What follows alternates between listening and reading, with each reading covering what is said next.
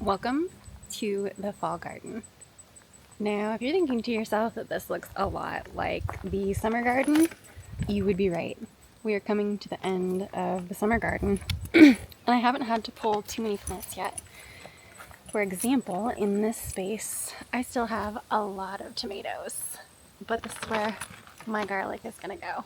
All right, so a few fun facts about garlic. If you can see on here, this says stiff-neck garlic, approximately 290 days from fall planting. 290 days is a long time. This garlic is going to be here in this space until June of next year. That's a long time investment. So when you're planting your garden, you want to know what you're going to be planting in this space, not until June. There's not going to be room for it. Another fun fact is that you can get garlic scapes from garlic, which is a specialty at my farmer's market, which is quite expensive. And only hardneck garlic or stiffneck garlic gives you scapes. We are going to be separating the bulbs here. This is seed garlic that was specifically grown for planting. You want to remove that outer layer of paper, but not make it naked. So be gentle with it, but also get them apart here. There we go. So do you see that part in the middle?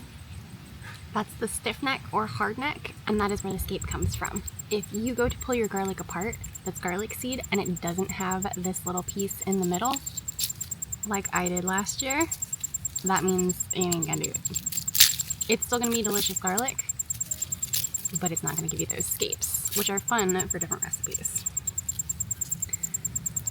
I'm going to separate all of these bulbs and see how many I have. You want the biggest bulbs because they're going to be the healthiest. And you're going to space them about 6 inches apart. Let me work on this.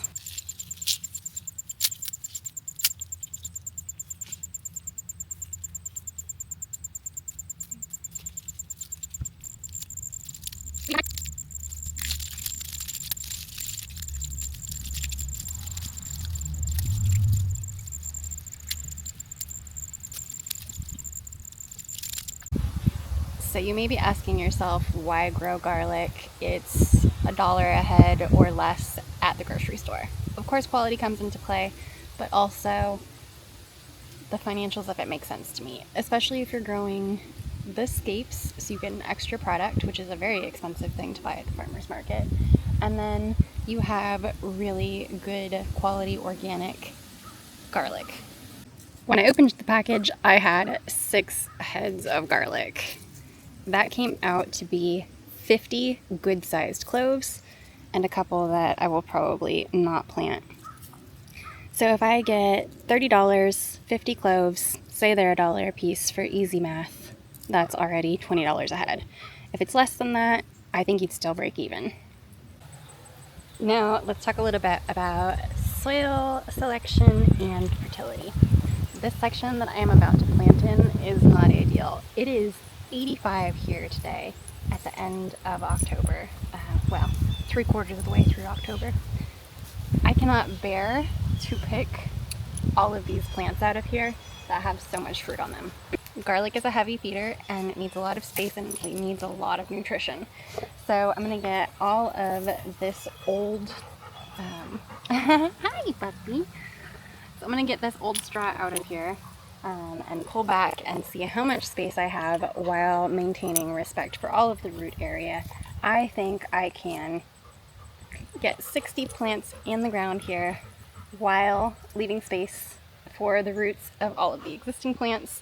And then when the peppers and tomatoes come to an end, just cutting them down at ground level.